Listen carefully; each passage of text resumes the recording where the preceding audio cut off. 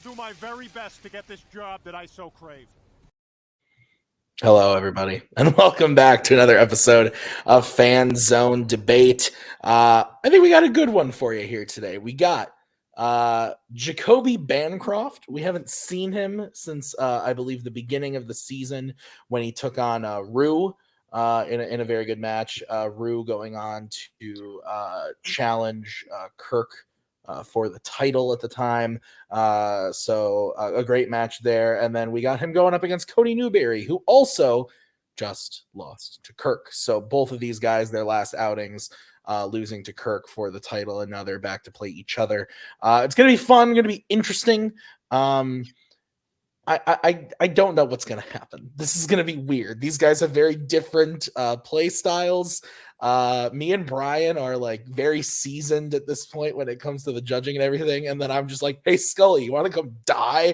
So he just showed up for it. So I'm always down for a bad time. But like I said, we got Brian and Scully here. Brian, we'll start with you. How are you doing tonight? And are you looking forward to this one?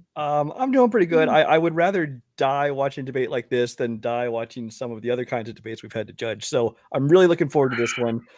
Jacoby, known as kind of a fun guy and a jokester, but he's clearly a formidable debater when he gets down to it, as we saw in his previous run. And Cody sometimes has opinions that he likes to argue about. So, yeah, a little bit. Yeah, former champion of the league, Jacoby. I forgot to mention earlier when he played Kirk, and I hate him eternally because he took my belt. I'm just kidding, Jacoby. Love you, Scully. You're here as well. I purposely don't tell people what matches I need them to judge for, because I know that sometimes they might just say no. So I'm like, hey, can you judge a debate? Sure. Throw you in the green room. Ah, fuck. But I think you're here for a good one. How are you feeling, Scully? Yeah, and this will be fun. These are two very passionate people, so to speak.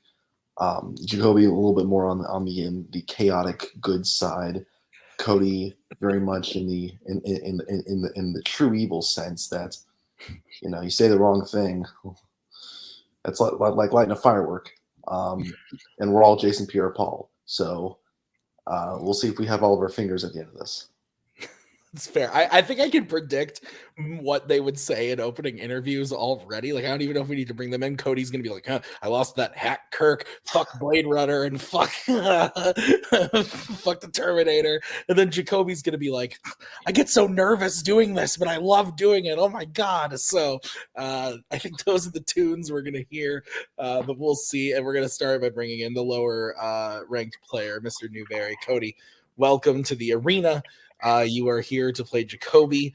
I announced that you'd be playing Jacoby earlier, and ever since I told you that, you said, when do I get him? When do I get to play Jacoby? And then I made the green room, and you said, you son of a bitch. And now you're here, and we're actually doing it. How do you feel?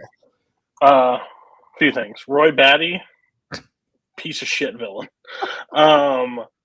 Brooklyn Vale, I hate you. 3, me and Jacoby can agree that Kirk is a hack, and Jacoby shouldn't have lost to Kirk. And no, I lost to Kirk. So Kirk, you guys are a favorite of Kirk's, and we don't like you for that. No, it's going to be fun. I'm glad me and Jacoby kind of had the same idea for this debate. Is we wanted to argue stuff that we enjoy versus just try to find something that's weak in their regards. That's what I tried to offer to Kirk, but Kirk's like, no, have you ever seen Kurosawa? It's fantastic. And then, you ever seen Day of the Dead? Like, no one cares. It's terrible too. Listen, I'm just excited because we picked 4 things that we like for the most part, I think, and we'll be able to at least have a good debate. If he beats me, he was the former champion. He has every right to come back and go for that belt again. If I win, I've seen some of the debate that has went on. No one's deserving to play Kirk in that field, but it's all right. I'll get my shot at some point. Yeah. All right. Fair enough. Cody, looking forward to it as we bring in Jacoby. Jacoby, welcome. You have a mustache. Yes, I do. Thank you. That's it. And that's all we need to do. Yeah, is that all we need to talk about? No. The last time we saw you played Rue in the season opener. You were mad at me then. And now you're playing Cody. Are you still mad at me, or can we be friends again? I just need to say that I am so nervous. I don't know why I do this, but I also know why. It's because this is a lot of fun. And that's, at the end of the day, that's what it is, right? So it's like a really weird love-hate relationship. Cody is interesting debater and an interesting presence in this league. And a part of me is excited to see him yell at me because I love a good Cody yell. But a part of me is very afraid of it. So it's going to be a wild time. So I don't know what's going to happen, but I'm happy to be here, I think. I think that's the first time I've ever heard somebody say, I love a good Cody yell. God. Anyway, this is going to be a very exciting match. I'm looking forward to it. So, guys, here's how the show is going to work. The players have drafted categories, and then I gave them questions based off of those categories that they are going to debate tonight for our very souls. So each question, you guys are going to get a 1-minute opening, followed by a 5-minute free form, followed by a 1-minute closing. And there are 4 of those prep questions. So first person to 3 is the winner. If we are tied 2-2 coming out of those prep questions, we will go to a bonus speed round debate question. Gentlemen, do you have any questions about how this is going? No. Let's have a good match, Cody. Let's try. Oh, I know what I missed. Brian, Scully, and I are going to vote. And we're going to vote on our boards. Best 2 out of 3 wins the point. So there you go. All right, then let's get into it.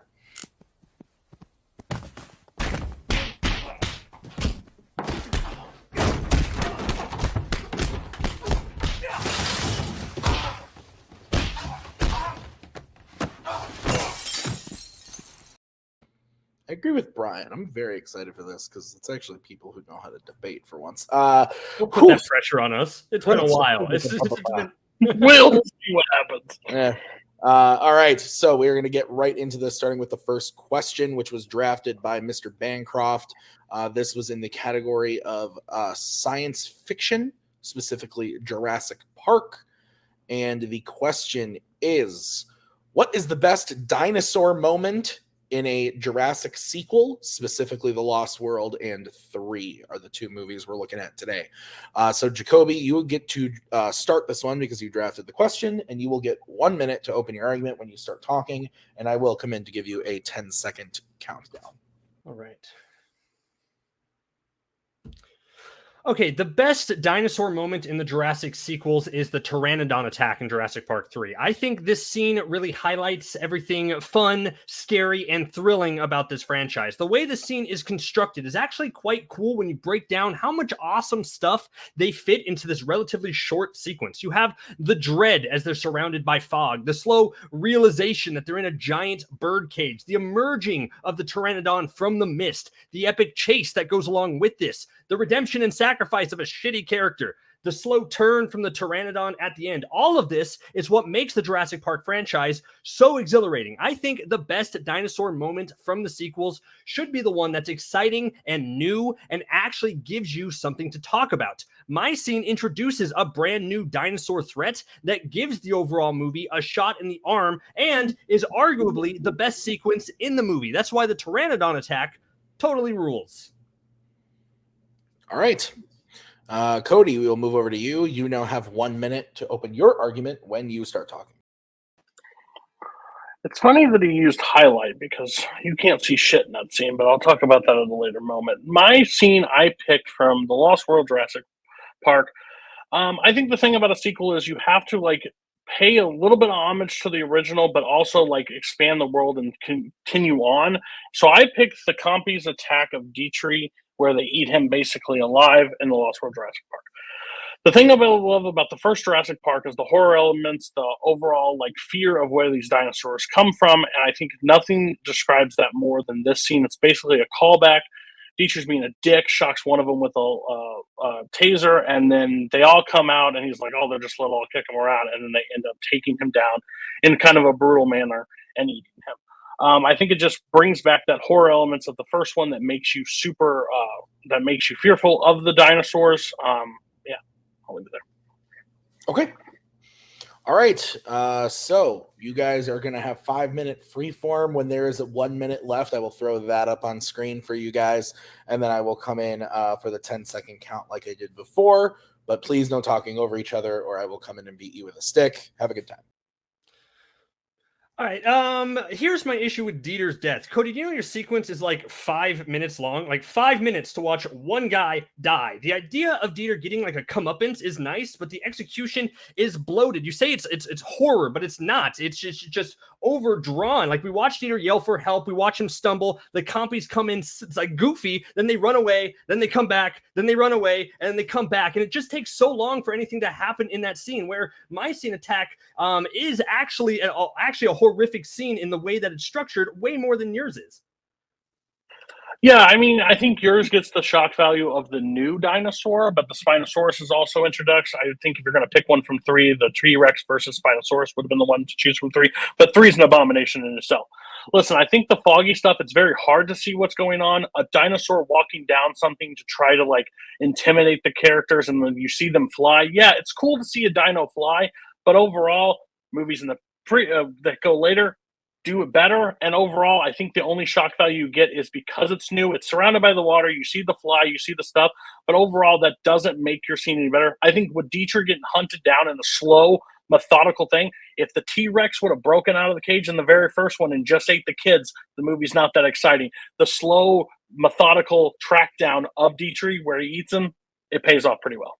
I don't think it does pay off super well because of how long that it takes to actually happen. I mean, Dieter's death is an anomaly. You say it's like for anything new in there. We already had a better compy scene at the beginning of The Lost World when they attack a little girl at the beginning and she's horrified. At that point, you've established that the compies are a threat. So all the horror of the scene is gone. All the surprise is gone. That's why my scene is better, because we don't know at that point that the pteranodons are these very scary threats. We never thought that they could be. But the reveal of just like, oh God, they're in a bird cage right now. What does that mean? And then the way the pteranodon emerges from the mist, you say the scene is dark, but the scene actually uses its darkness to its advantage in order to be exciting and thrilling instead of just long and just like, okay, Dieter dies. That's it. I mean, you can say the first one, they use the compies and they scare it. We don't see anything that happens with the girl. There's a bunch of scream that's going. It's implied, but overall, I'm taking through the dino moments of pain. I think you're taking the 5 minutes is a little bit drawn out. I do not think that it feels that long or it's that long of a scene. You basically see what happens. Yeah, they run off scared. He's kicking them away. He's going. And then they start piling up more in numbers, take him out, eat him. They rip at the nose, and then they jump behind that log and they finish him. I think that's absolutely brilliant. I think the horror elements work really well. Again, I don't disagree. Yes, it's dark in your scene, and I think they try to use that. The problem is they use it as a disadvantage. It's hard to see what's going on, and many times in the Jurassic Park trilogy that we're basically in, the track down of them hunting down the humans, but something falls and they fall into the water and nothing really happens. And then they use the character to eat off the one character that's pointless in the film. You said it yourself in the thing. I'm saying I think you're sitting there as a 9-year-old, cool, flying dino, but overall doesn't live up to the hype of what they could actually do in that film.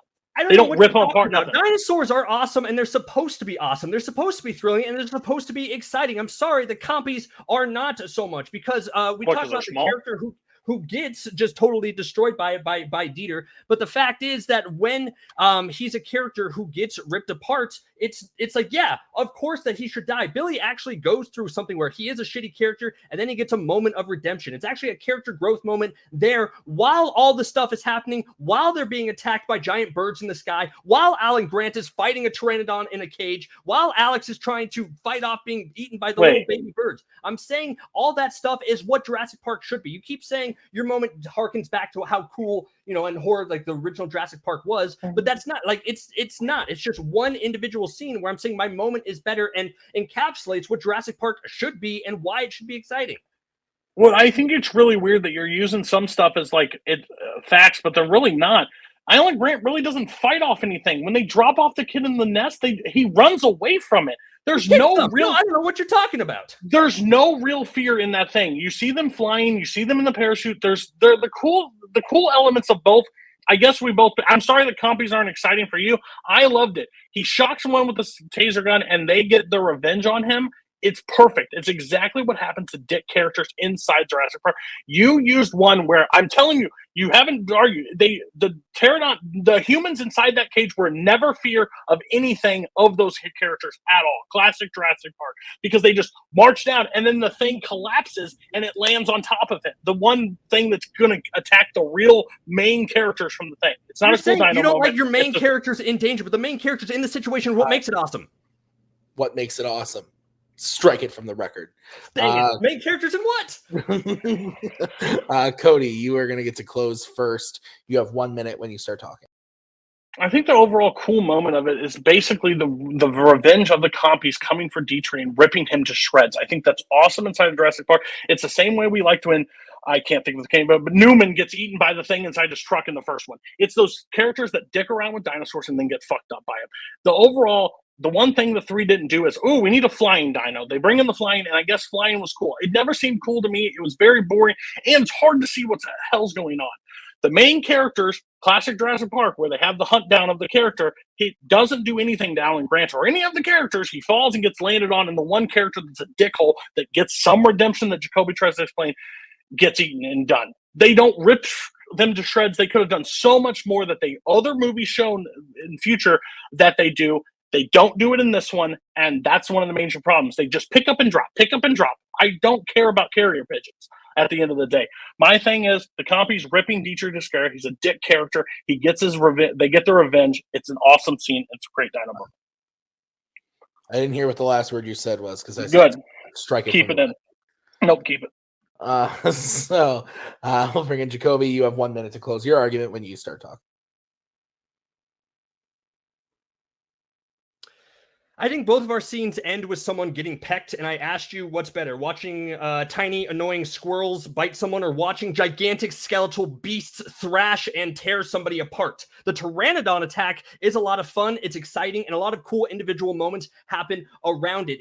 All the criticism that Cody said about it, like it's dark, the scene uses to its advantage to create the scenario about that. And Cody's instances are so rooted in just like, well, it's just like what happened in Jurassic Park. It's just like what happened with Wayne Knight's character, everything. It's the same thing happening. My scene actually introduces something new and exciting to the franchise and doesn't do it in a way that's bloated and repetitive and not as exciting as Cody's scenes is. I think my scene represents the best of my movie, while Cody's scene represents like the worst of his. I mean, these beasts are ruthless and they're scary, and the movie is able to highlight that well in a not very silly scene like Cody's. So that's why I think the Pteranodon attack is the much better dinosaur moment in the dinosaur franchise. All right.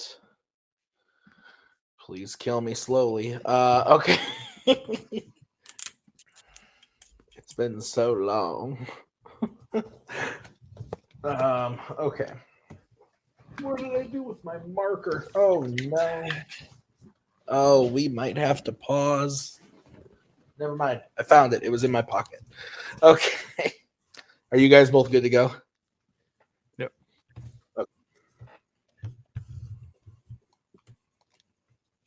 Okay. I will start. This was good. Yay. Thank you. I went with Jacoby. I thought that Jacoby's closing was really strong. Up to that point, they were kind of even for me. And I thought Cody's closing was really strong too. But Jacoby's point about kind of turning one of Cody's strong points for me of like, it harkens back. Jacoby kind of using that as like it's actually just a worse version of that. And it's not exciting in my scene while having the great dinosaur stuff. Also, is something new and fresh in the franchise as well, and that the criticisms that Cody brought up were actually like real highlights and not bad things. But honestly, it was really close. I thought they did a good job of like the back and forth, like every punch the other person took, it kind of like they kind of equaled each other out until the closing. The closing, I thought Jacoby's closing was just stronger. So Brian, where are you going? Yeah, this is an interesting debate because I think they're two very different moments. Like one, they talk about his redemption, and the other one's more of a comeuppance and revenge, and so it's kind of like two different things. So I mean, they're both good moments. I did end up voting for Jacoby. While I do not agree with him that the copy scene, it represents the worst of that movie, because it's actually, I like that scene quite a bit. I do too. But I do think that his strongest point was basically how he took the attacks about the fog and the darkness and that, and said that's the point, it uses to its advantage, and that's what makes it so dreadful. Okay, Thomas, where are you going and why? You're muted. I'm muted. So sorry. I went with Jacoby as well. Purely because I think he was able to hammer on the uniqueness factor of his scene and make it its own special scene with newer elements added to this universe. Also, I think Jacoby was able to make a higher quantity of rebuttals against Cody's points, whereas I think Cody kept playing defense on the same 3 points that Jacoby just kept hammering on. And I think gave Cody less time to construct his overall argument. So I think that was a really good job, really a well done job by Jacoby to do that. Okay.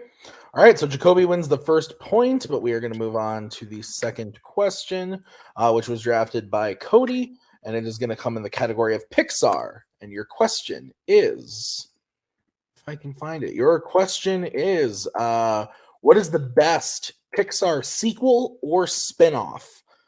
So Cody, you drafted this, so you get to go first. What is the best Pixar sequel or spinoff? 1 minute when you start talking. The best sequel for a Pixar for me, and it's not close, is Toy Story 2.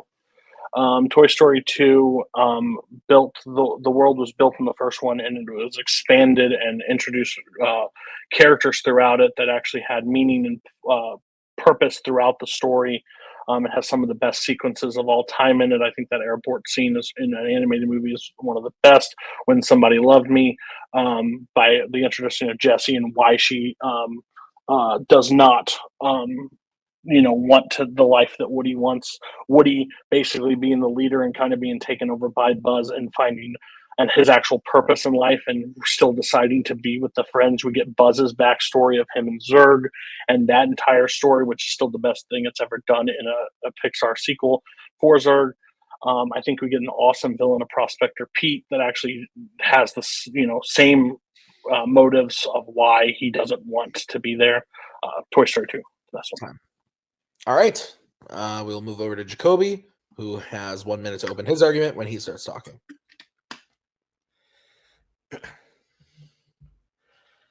We both picked really great sequels, so I think this is going to be an interesting one, but I have to argue why Toy Story 3 is the better sequel than Toy Story 2, and I think what it comes down to is what the movies are ultimately saying. Toy Story 2 is great because, as Cody said, it introduces new ideas and new characters to make a really exciting film, but Toy Story 3 takes all those ideas introduced in both Toy Story 1 and 2 and gives them a proper emotional and exciting conclusion. I mean, Toy Story 3 had the harder job of making a trilogy ender, and it just knocked it out of the park. From the fantastic, the Western opening that ties into the first film but makes it better, to its follow through on the ideas set forth in Toy Story 2 regarding what happens when Andy grows up, to its really awesome prison break sequence that feels like a step up from what we got in Toy Story 2, and of course its whole final act, which is both emotional and incredibly tense. And I think all of those elements, and for what the trilogy ender was able to do, is what makes Toy Story 3 the best Pixar sequel. Time. Okay. No one wanted Cars 2, I see. Right there. I was this close. All right. You guys have 5 minute free form when one of you starts talking. So overall, I think that you picked my movie just done later in life. I'm basically your movie is very, very reminiscent of 2, and it's shown in even up to the villain. My thing is with your movie, it's an emotional manipulation movie.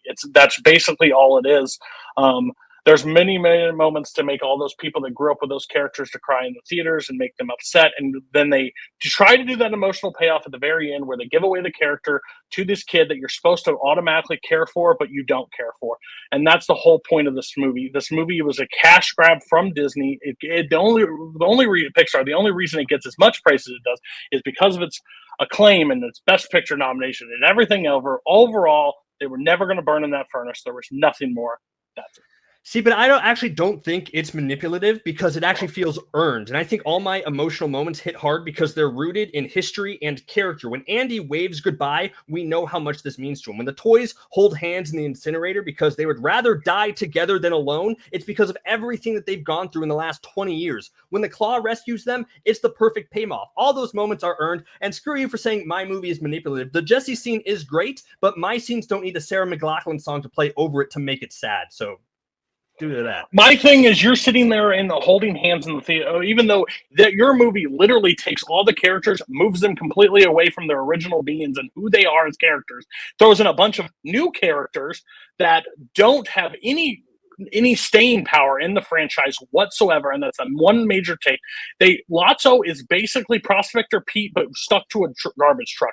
He does not have any emotional arc. He does the exact same thing. He only keeps the toys around for his own personal gain. The same thing that Prospector Pete does in the very first one. Yeah, mine may have a Sarah McLachlan, but overall, all the characters introduce Al, the Woody's Roundup, everything introduces Jesse as an actual good character and not a rip-off Buzz that yours gets in the 3, and forgets who Buzz is as a total character in number 3. I totally disagree with that statement about Buzz, about how I will, because it does. Because what Buzz does, and yes, he has the Spanish mode, with a lot of people don't really like for that. But what sidelining Buzz does a little bit in that movie gives room for every other of the characters to grow a little bit. Gives Rex, gives Jesse, gives Mr. Potato Head, gives the Piggy Bank, I forgot his name for a second there, all things to do more. And that's what the franchise is. It's about all these toys. Toy Story 2 is very Buzz focused, and that's great. But I like my Toy Story to have a lot of toys in it. And you say, what does yours do more? It does everything that yours movie does, except better, Cody. You said a bunch of your characters get to do more in the film.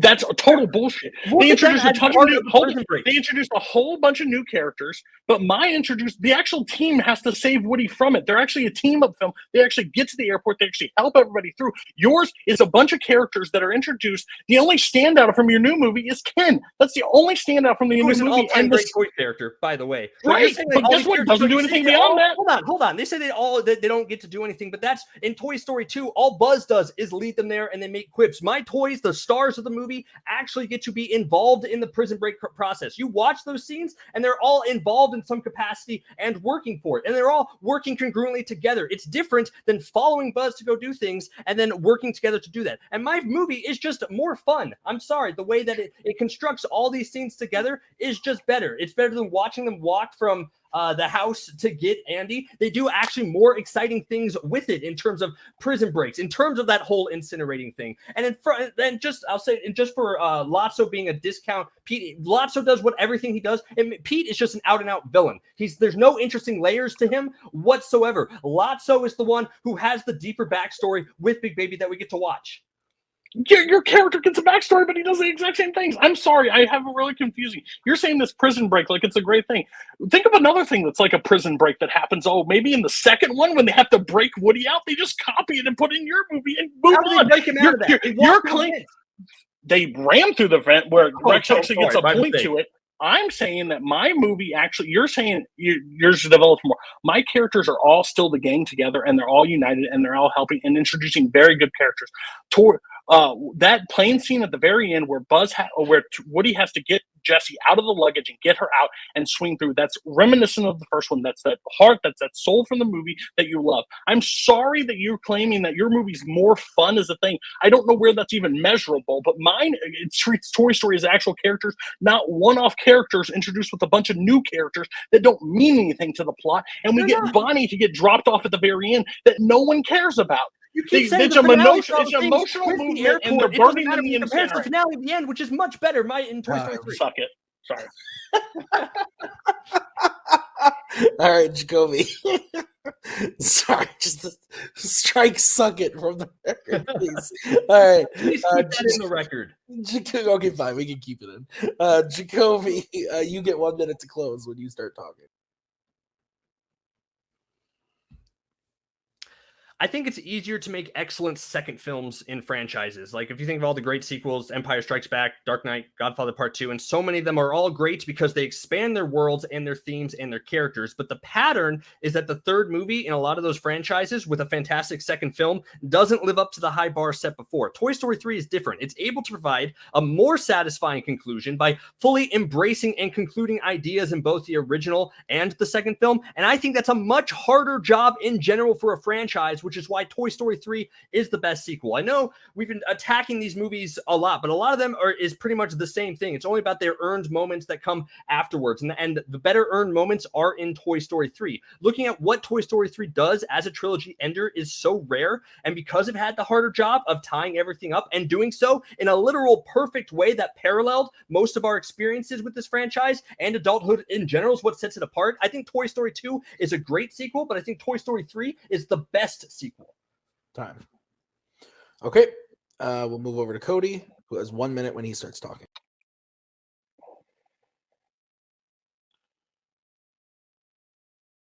You can use the cheat track about Empire and all that stuff, the second one, to create a perfect film. But my overall arc is my characters were able to develop from the first one, get expanded, create the world, make it bigger, and make people care about these characters even more. Your character uses them as punchlines without 3, makes them not care about them, introduces a bunch of new characters that we do not get to expand on and we do not care about.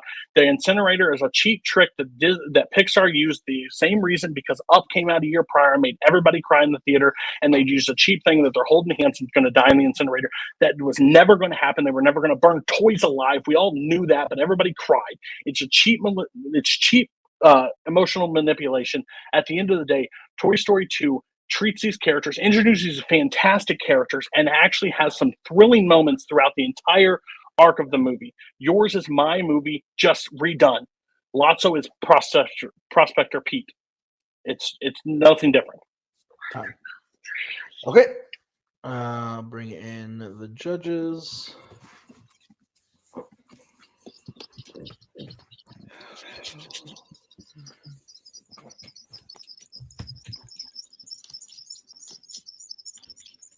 Okay.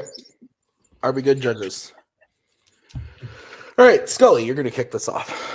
Okay. Are you sure I'm not muted? I'm not muted. Awesome. Yeah, so I think both competitors had strong arguments, but I think the further it went on, especially in the closing arguments, Cody took it home. I think especially in the last minute, he really turns it up by really saying how 3 was more of, kind of doing two, but in a lesser sort of way.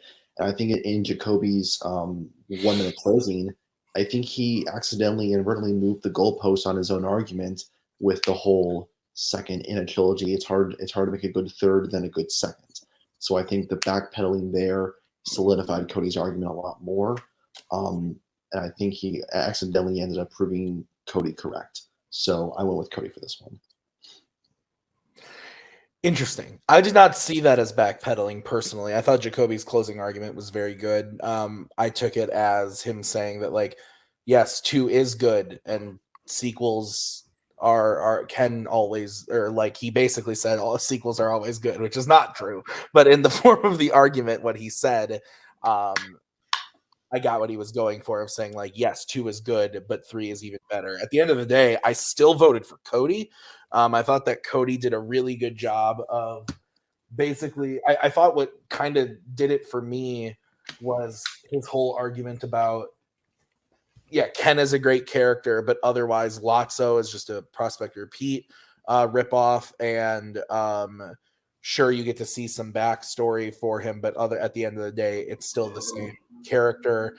And that we knew they were never going to, like, burn up, and that, like, Ken is the only good new character. Everything else is, like, all the other characters, like, you don't get anything from them. He also posed the question at one point of, like, what do these toys, like, do that, like, these standout moments you're talking about? And Jacoby didn't really give us anything. Like, if Jacoby had been like, oh, we get the great, like, tortilla thing with Mr. Potato Head and, like, bringing up stuff like that, like, that could have maybe swayed it a different way, but he didn't. So at the end of the day, Yeah, I went with Cody. So he wins the point. Brian, where are you voting and why? Oh, well, first of all, I thought this was a great debate. I think that everybody like really stepped up both the intensity and everything in this one. Early on, actually, I was leaning towards Jacoby. I thought he was really on fire with some of his early arguments. Then Cody came back though and started hitting with a lot of stuff about like the new characters, how they have no lasting power, how lots of just like Prospect Pete and things like that. I did actually end up going for Jacoby though. I think that he did a good job of defending the attacks about emotional manipulation, saying how it was all properly earned. I think in his he did a lot of good talking about how this was kind of the rare great ender, had the perfect ending to their story. Although if I was Cody, I would have attacked the fact that it wasn't the ending because they went for the real cash grab, which was 4. But I won't talk about that one. But I voted for Jacoby. All right, so we are all tied up 1-1 going into the third question. So this next question was drafted by Jacoby. It is in the category of the MCU, and the question is, who would you cast as Wolverine in an upcoming MCU film? So, Jacoby, you get to start this one. You have 1 minute when you start talking. She-Hulk recently had an Easter egg news headline that said, "Man fights with metal claws in bar brawl." Obviously, I think that's a Wolverine reference. And if I asked you, who do you picture more starting a knockdown, brutal, savage, gritty bar brawl? Do you see Taron Egerton or Carl Urban? Taron Egerton is a gentleman in bar fights. Carl Urban would burn the whole place down. Wolverine is a wild animal in human clothes. He should be portrayed as someone who looks like they'll snap at you if you look at them the wrong way. Someone who's clearly been around for decades and a little world weary, but underneath the gruff exterior, you'll find like a good sense of justice. Carl Urban is so perfect for the MCU's Wolverine, not only because of, his crazed, wild eyes, and his hulking, beefing, bulky frame and his intimidating personality, but because an older Wolverine fits the character better and fits the MCU better. Carl Urban is Wolverine come to life. And he's awesome. All right. All right, let's move over to Cody, who has 1 minute when he starts talking. Yeah, so I picked somebody in the MCU because I want somebody to have staying power inside the MCU. I'm glad you brought up She-Hulk, but that doesn't mean shit here. Sorry to drop that nugget on you, but it's not in Fanzone. But my thing is, Taron Egerton is literally a character that I think could play Wolverine for the next 20 years. The whole thing is we just had Hugh Jackman play the character for so long, and I want a character to be able to have lasting power throughout. And to play him, you just pick somebody that literally Hugh Jackman just retired from the role at age 50.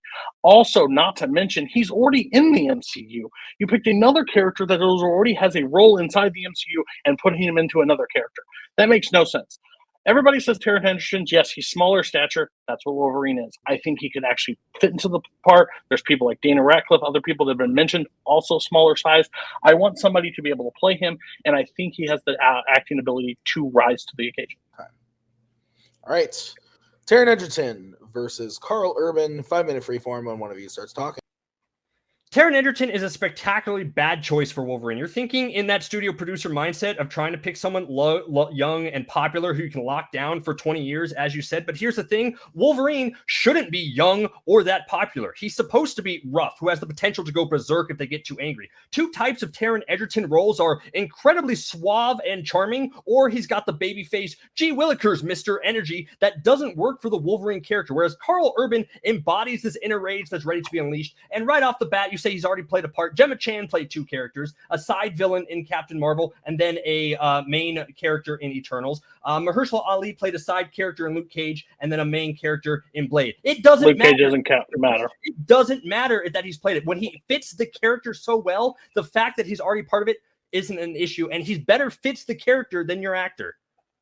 See, I understand. I like people become actors and they change and they're able to develop and become other actors. Just because they've played something certain doesn't mean they can't grow and become something else and act like something else. I'm looking for a Wolverine to be more like the 90s comic. I want the costume. I want overall. I want that character. you picked basically an older Hugh Jackman to play the role. Hugh Jackman retired from the role. Hold on. Hugh Jackman retired from the role because it was too much of a strain on his body. He's going to be 60. You brought up something that we can't even argue in this debate. It doesn't matter what happens in the bar fight, but at the end of the day, I would like some other actors to get opportunities to play other roles. Your guy was literally in Thor. People are going to look at that and be like, wasn't that the guy from Thor? Yeah, that was the guy from Thor. Pick somebody else other than that. You just reused another character. Luke Cage doesn't matter, by the way, too. Just okay. Okay, it doesn't matter. And you keep saying like, that he's too old for it. But here's the thing. Carl's urban age means Wolverine wouldn't be the main character in an X-Men movie. But guess what? That's a good thing. We've had 20 years of Hugh Jackman being the face of the X-Men with his Wolverine. And frankly, the MCU should not do that. They should focus on other mutants who have been sidelined all these years. Having Taron Egerton as Wolverine puts him as the main character that we're going to follow again and rehash all the stories that we just saw again. Carl Urban as the old, weary, brutal, savage Wolverine who's off to the side and part of the X-Men, but not the leader of the X-Men, is better overall for the franchise. So get out of here because you're just trying to rehash everything that we just did again and an actor who's horrible for the role.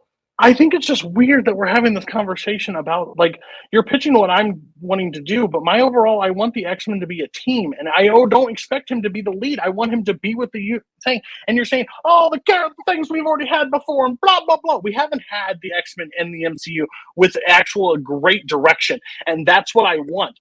The whole thing is I want somebody to be able to take the X-Men and treat them as a team, and Wolverine is a piece of the team, not a leader of the team. Your guy would literally be the guy. They already have Professor X. Can you let me talk for a second without making just grand stands? No, Brian, I know why you get pissed off. Please. Well, I am. I'm saying the whole thing is you're telling me I'm picking a character that does not work in the role, but overall, if you would have told me, hey, could he play Elton John? I would have said absolutely not. He played Elton John. He did a fantastic job. There's actors that grow and make characters. He could don the claws and be that person. There's nothing wrong with a character already exerting the energy that a character has and casting them for that. That's something the MCU should embrace. And you're flip-flopping, it seems like, on what you're talking about. Like, oh, Taron Egerton can be Wolverine, but he doesn't have to be the lead of Wolverine. Taron Egerton is one of the hottest up-and-comers there. You don't cast him as the side character. So I don't know what you're talking about. Carl Urban is the perfect level of actor to bring something interesting to Wolverine, to do the character justice as it should, and move the MCU forward in a way that doesn't rehash what came before. You're basically trying to redo the Fox franchise. You said like, oh, but better direction. What does that have to do with anything here? Carl Urban fits the character better, and that's okay. You don't have to bend Taron Egerton to the will of that. My biggest confusion with you is that you're saying that I'm saying what I want. I want him to be actual team. There's never been an X-Men movie yet that's come about that's actually a team movie. There's never been a team movie. It's always Wolverine and a sidekick of mutants. I want an actual character to be a filling point in the MCU.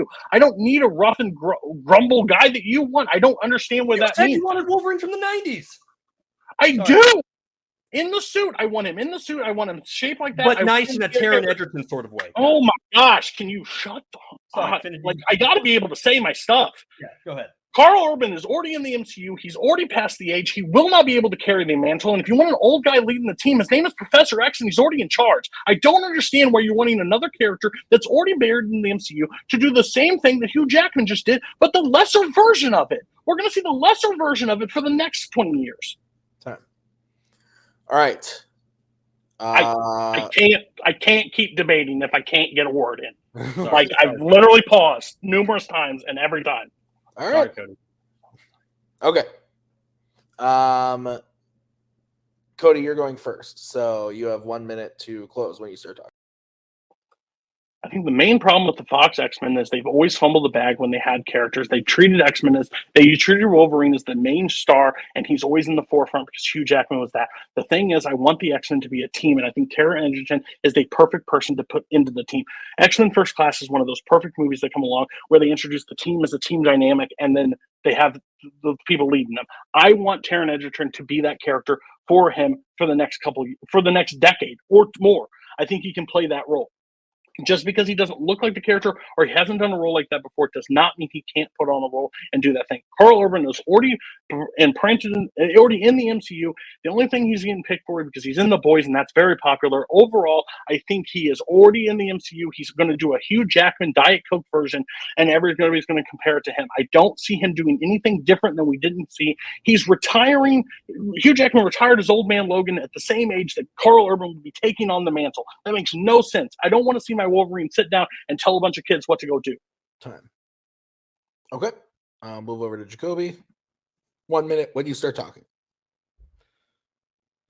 Taron Egerton is a great actor, but just the wrong choice for Wolverine. I mean, he's charismatic, compelling to watch, and has the energy and personality that people gravitate to. He could be a great leader, but I don't think the MCU's Wolverine shouldn't be any of those things. Cody's argument about the fact that, yeah, we could cast Taron Egerton, but also make him a side character and not the A-lister. But you don't do that when you cast Taron Egerton in a role. I think Taron Egerton will work in any other role, any other mutant, but not Wolverine. Wolverine should be brutal, a little dirty, maybe sort of an asshole in like a straightforward and honest way, and someone who just exudes danger and unpredictability. Karl Urban can do that in a way Taron Egerton can't. It does set up Karl Urban does set up the Wolverine character for more long-term success, because then we don't just get a Hashman era just rehash of everything that's happening, because it does so in a different way with an actor who embodies the role so well. You have to severely alter the Wolverine character to make Taron Egerton right for the role, where Urban already embodies everything great about the character and can do more interesting things as time goes on.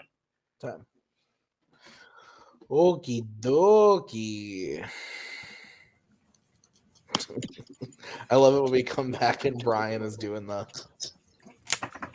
I don't know. This is the toughest one for me.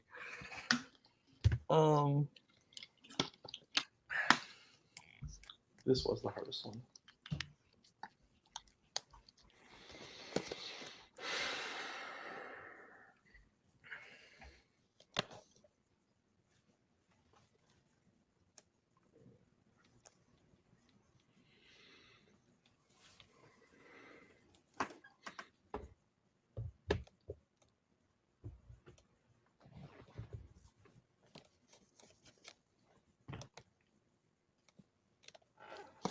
Okay, I'm ready. I am too. Sorry, Cody. Okay, I guess. I had my hand on the trigger. I was ready, and then he stopped. All right, Brian, you are kicking this one off. Thank God. All right. First of all, the correct answer is Travis Fimmel from Vikings. Just saying. Don't know who that is. This is a hard one for me. Again, it's hard to judge when there are two very different approaches to the character. Like Jacoby said, Taron Egerton, you always have to you have to change him and bend him to make him the character who Wolverine is. Whereas as Karl Urban kind of is that grizzled kind of Wolverine now. But then Cody's got his points about how, he's already the age Hugh Jackman was when he retired. So if you're looking at this as a franchise and you want this film to kick off more, how long is he going to be able to play the role? That kind of thing. It's a coin flip. In the end, I leaned slightly towards Cody, ever so slightly. I don't even know. Give me 5 more minutes, I'll change my mind again. All right, Scully. Yeah, this was neck and neck for me as well. You had like kind of the fixed versus growth mindset from both competitors, but I think in the end, Cody was able to bring a more unique argument to the table about having Taron Egerton and having a very different Wolverine in this MCU, a younger, drastically different than what we had with the Fox X-Men.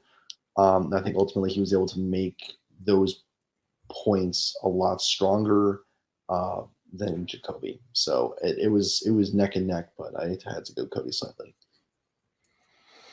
Yeah, I think the biggest thing, I also voted for Cody. I think that it was really close, but again, at the end of the day, kind of what you guys were saying, the Karl Urban maybe being that like grizzled look,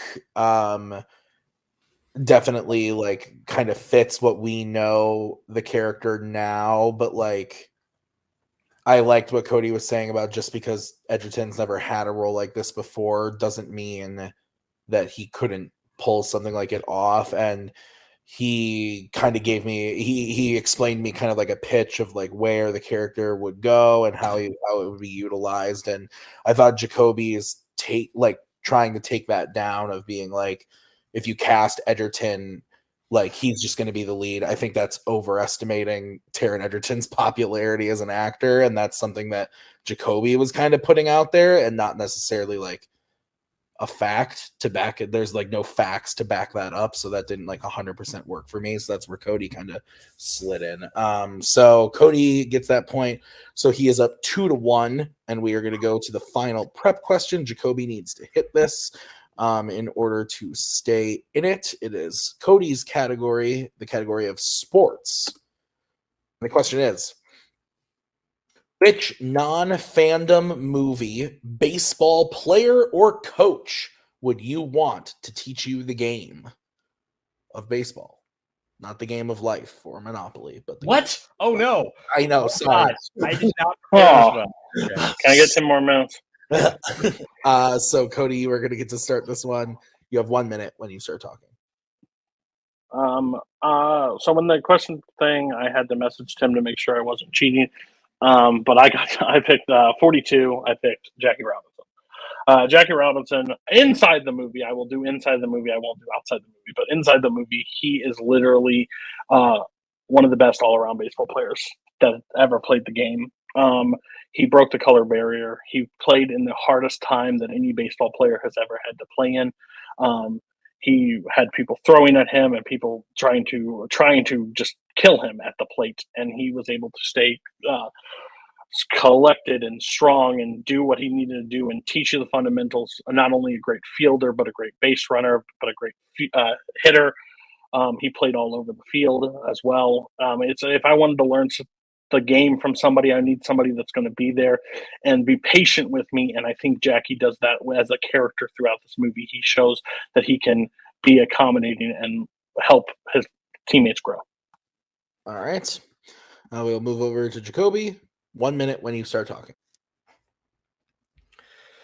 Who would I want to teach me the game of baseball? Well, I have some criteria for this because I don't know a lot about baseball. So I want someone with experience, someone with an intimate knowledge of the game who knows it inside and out, who can not only teach me the ins and outs of how to swing better, how to anticipate pitches better, how to catch better, how to read other players better, but also teach me about the heart and soul of baseball. Crash Davis meets this criteria, I think, perfectly. He is literally brought in to teach an inexperienced wild pitcher how to play the game, and he teaches him so well that the pitcher goes on to the major leagues that season. He recognizes potential within you and can turn it into something great. A fact that's literally proved in my movie. Crash Davis adores baseball. He knows everything about baseball, and he knows how to make you love baseball, which is something I need because I don't really love baseball that much. So that's why Crash Davis is the correct choice for who I want to teach me this game.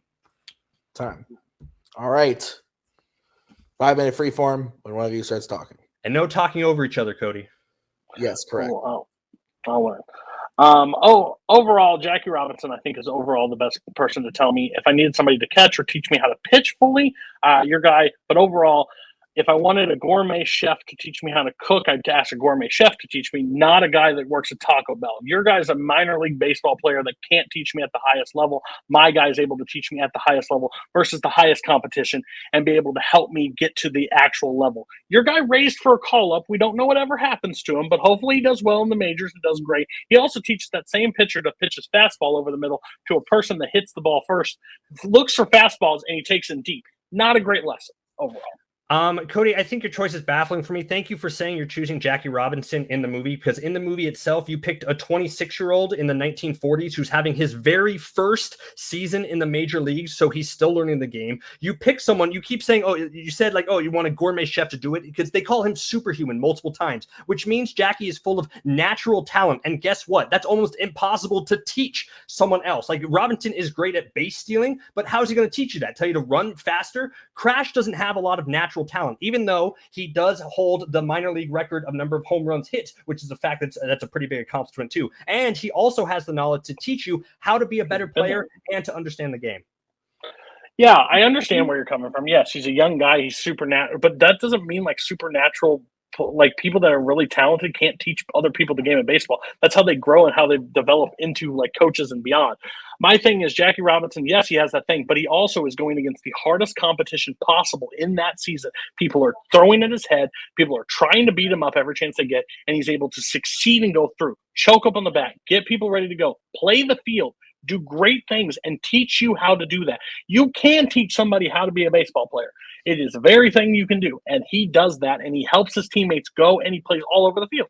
You know how he teaches his teammates? By not doing anything. That's his teaching style. His whole movie, you pick someone whose character to the point is told not to engage, not to fight back, to keep his head down. So when he's asked questions, he's either defensive or gives very short, sarcastic answers. So I don't know how he's going to teach me the game because there's barely any evidence to your movie to the contrary. Where in my movie, Crash is doing nothing but teaching Nuke how to play the game and how to treat the game with respect. And then Nuke goes on to the major league. So if I want to pick someone who's either getting attacked by because of the color of his skin every time he goes and everywhere he goes and is trying to overcome a hurdle, or someone who has the actual experience of being in the league for over 12 years, then I'm going to choose Crash Davis. Minor leagues. Let's remember that. He leads the league in the most home runs because he's in the field that he can't get to the major level. He's been there for 21 days, and it's the greatest 21 days of his life, said in your movie. Overall, my character is, if I wanted somebody to teach me, it doesn't technically in the question tell me they have to have teaching experience in the movie. I want somebody that is a great player of baseball to teach me the game. I wouldn't want somebody that has been sent down to the minors to get somebody else up that couldn't get himself up. At the end of the day, I think he's a great catcher and he's great with pitchers, but he doesn't help throughout the field. He can't help anybody else on the field. If I didn't want to be a pitcher, I'm useless to him. I can't play the outfield because he can't play the outfield. I want somebody that can play all over the infield, all over the outfield, and help me become that player. One of the first things that Crash Davis says in the movie is it's like he goes up to someone who he hasn't seen in 5 years and he immediately points him out and says, "You were pitching for El Paso. I was hitting cleanup. You hung a curveball on an 0-2 pitch in a 3-2 game, and I tattooed it over the Michelin tire sign, beat you 4-3. That's such a great first introduction because it tells you that Crash is incredibly knowledgeable about baseball, that he's been around for so long that he's experienced, and he's talented in a way that has information to teach you. You said it yourself. We're just like, okay, like I'm using there's no evidence in your movie that he's actually teaching somebody. Branch Rickey in your movie is the one teaching Jackie Robinson how to play this game more. And if I had to pick someone who's being taught how to participate and engage with baseball, or someone who can teach other people baseball, your argument against Crash Davis not going up to the major leagues doesn't matter because you can teach other people to do it. Okay, I'm just saying, where your memory of pulling up when he hit a home run off of somebody does not help me become any more of a coach. My guy does not have a coaching experience in the movie. That's correct. But the question was, who do I want to teach? I want Jackie Robinson to teach me. I want somebody that is going to come at me hard. If I'm in the box and somebody's going to pitch into me hard, I want that person to be Jackie Robinson to teach me how to hit off of adversity. I want that person when I'm down in the count to be able to get on them. When I'm on base, I want him to be able to tell me the leadoff and how to be able to run back and forth. I want to be able to how to get a better jump in the infield and be able to field. That is what Jackie Robinson could bring to the table. No evidence in your movie about that. I don't know. Hey. Okay. Jacoby, we're going to you first. You have 1 minute when we start talking.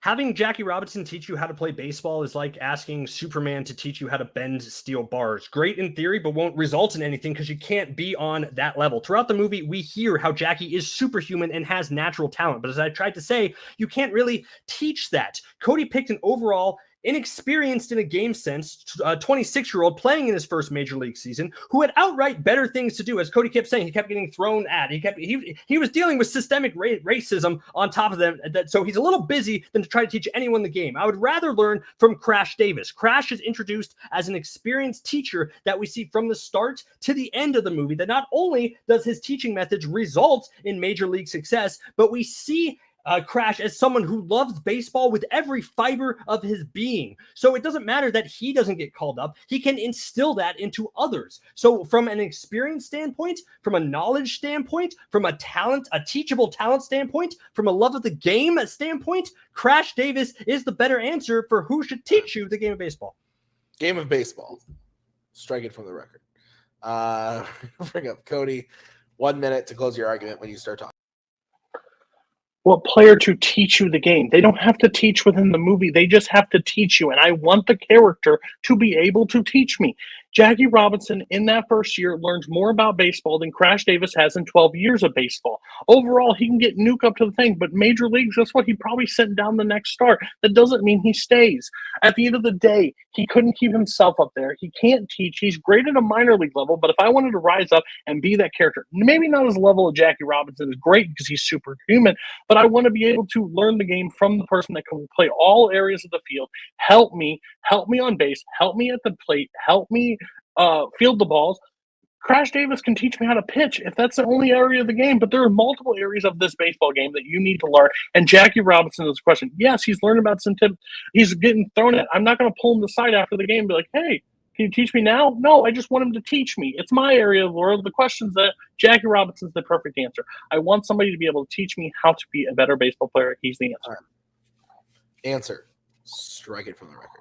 Definitely end time. I don't know about that. Let's bring in the judges. Okay.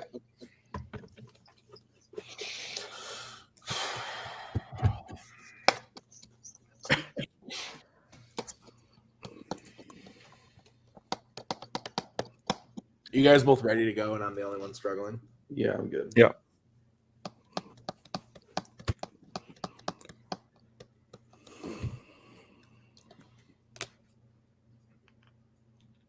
Yeah. All right.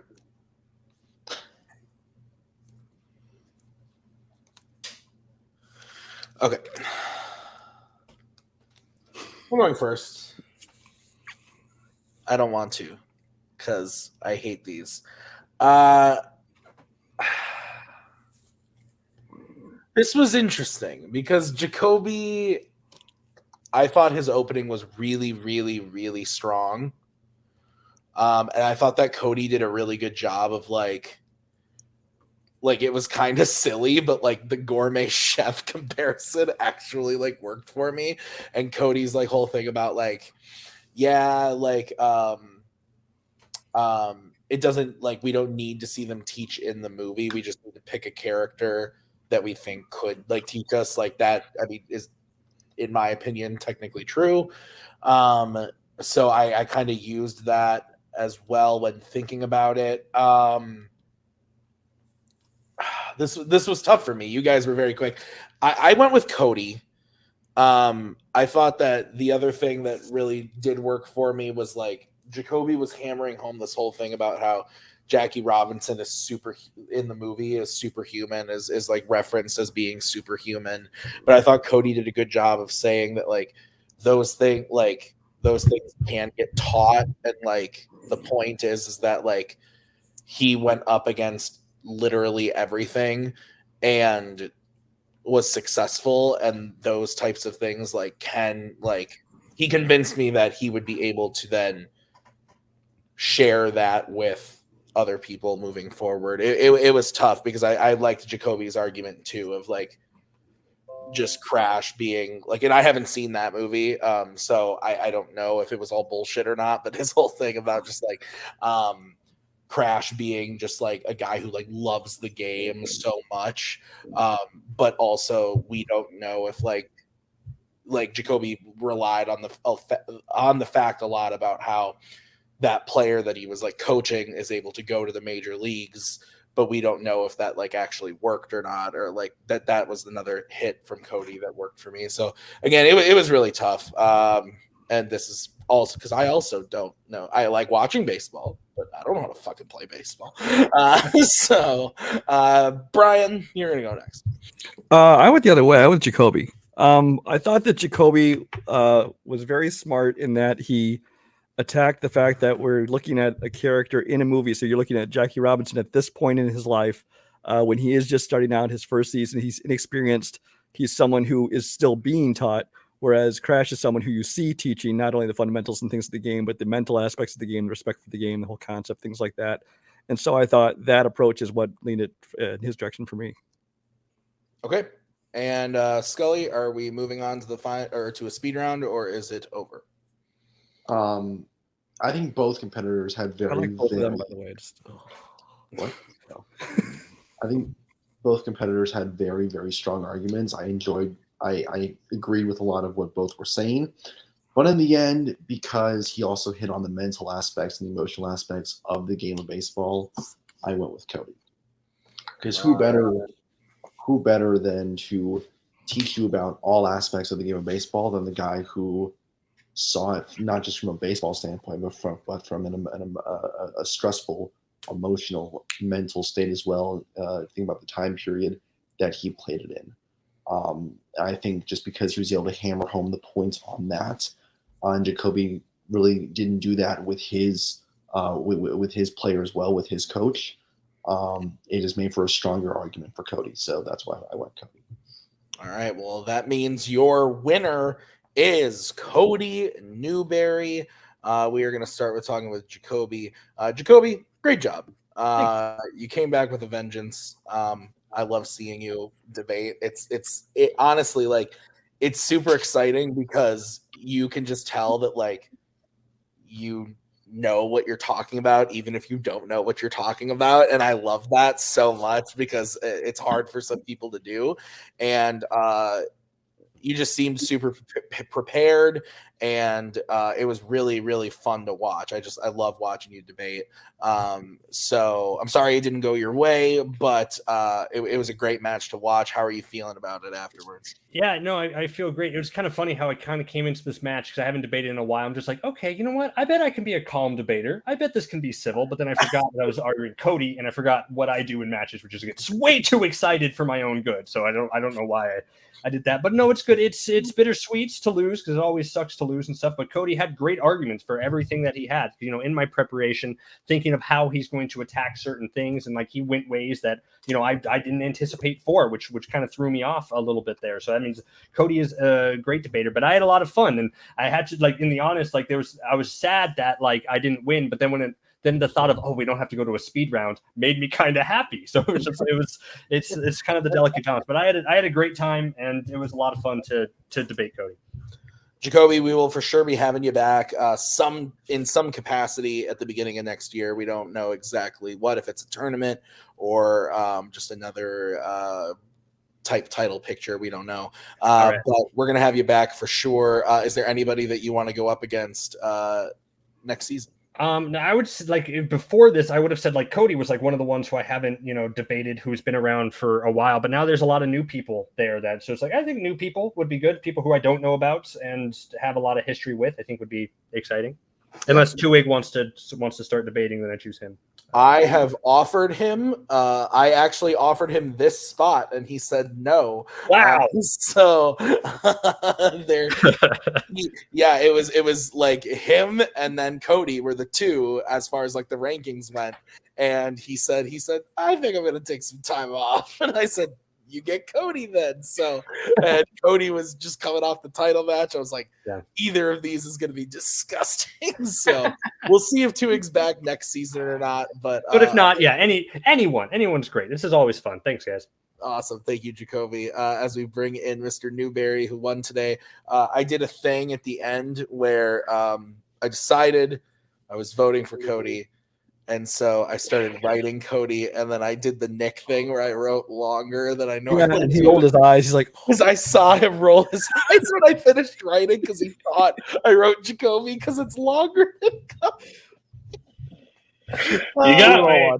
You definitely got me. I'm an evil man. But anyway, Cody, you win today.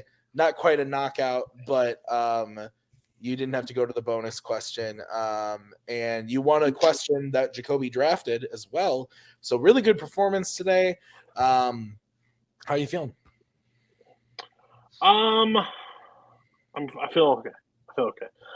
Jacoby's the one like me and Jacoby's like history in these leagues started on the like probably the most rocky side of ever. Like What? and I was the calmest person in that, and I still carried so much heat from it. But I've always liked Jacoby as a person. I did not want to get to the speed round against Jacoby because Jacoby is like scary. Like I probably was more scared of this match than Kirk.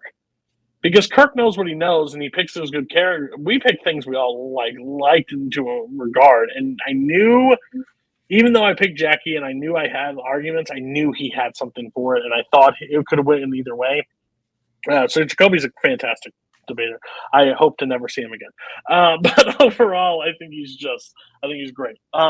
I now apologize. It's no real shot at Jacoby, but I apologize to Brian and everybody else when we make those facial expressions. I've done a really good job since Brian brought that up, but I now have faced like the king of it, and it fucking pissed me off.